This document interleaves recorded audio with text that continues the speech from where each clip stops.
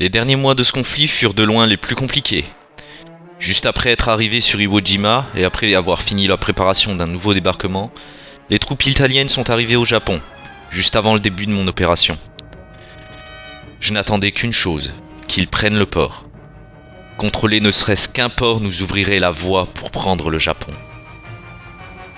Dès que le port a été pris, ce fut une course contre la montre. Mes troupes devaient débarquer et prendre le plus de territoire possible avant que le corps de défense du territoire japonais ne réagisse. Prendre Tokyo et trouver un aéroport où poser les avions rendrait les choses beaucoup plus faciles. Et j'avais réussi.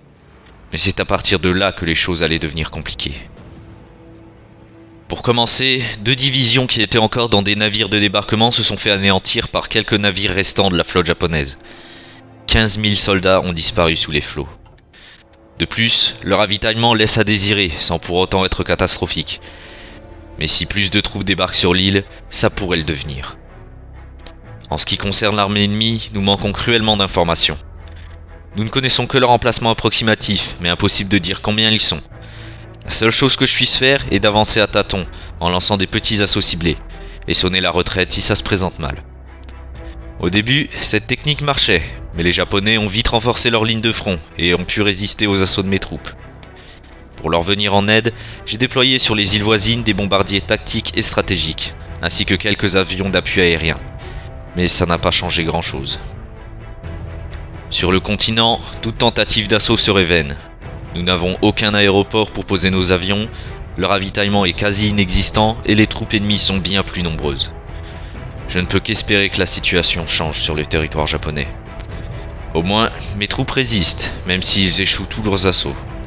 Je commence à désespérer. Nous risquons d'être bloqués comme ça pendant encore longtemps. À chaque fois, mes troupes et mes généraux sonnent la retraite beaucoup trop tôt. Le combat est abandonné au moindre imprévu.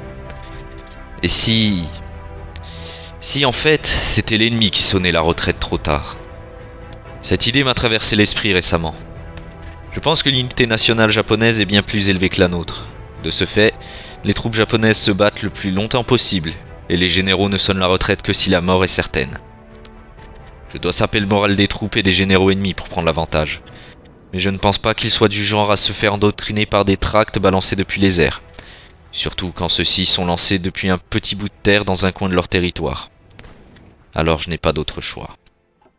Le 11 février 1947 fut larguée dans la ville d'Osaka, au Japon, la première bombe atomique française, suivie d'une deuxième, le 21 février 1947. Ces 2 villes sont sans doute rasées, et les retombées radioactives vont sans doute tuer pendant plusieurs années encore. Mais je n'avais pas le choix. C'était pour mettre fin à cette guerre. Maintenant, les troupes japonaises ne combattent quasiment plus, et nous avons gagné plus de terrain en quelques jours que ces 6 derniers mois. Nous allons gagner, et il n'y aura plus de victimes après ça. Oui, c'est comme ça que ça va se passer. Les combats menèrent mes troupes vers le sud, jusqu'à Osaka, tandis qu'une vingtaine de divisions qui étaient restées en arrière pouvaient partir vers le nord sans rencontrer la moindre résistance. Le 26 avril 1947, le Japon a capitulé, et une conférence de paix a eu lieu. Comme d'habitude, les vainqueurs font changer l'idéologie du gouvernement des vaincus et libèrent quelques États annexés, mis à part le Royaume-Uni et l'Union soviétique qui annexent quelques régions et transforment certains pays en États fantoches. Presque tous les dirigeants fascistes ont été destitués. Les seuls restants sont des petits pays qui ne peuvent pas mettre à mal la stabilité mondiale. Enfin, ce qu'il reste de stabilité. Alors que le monde savoure la paix qui lui est offerte, cette victoire a pour moi quelque chose d'amer. Il y a peu de chances qu'un nouveau conflit se présente. Laissons les peuples en profiter.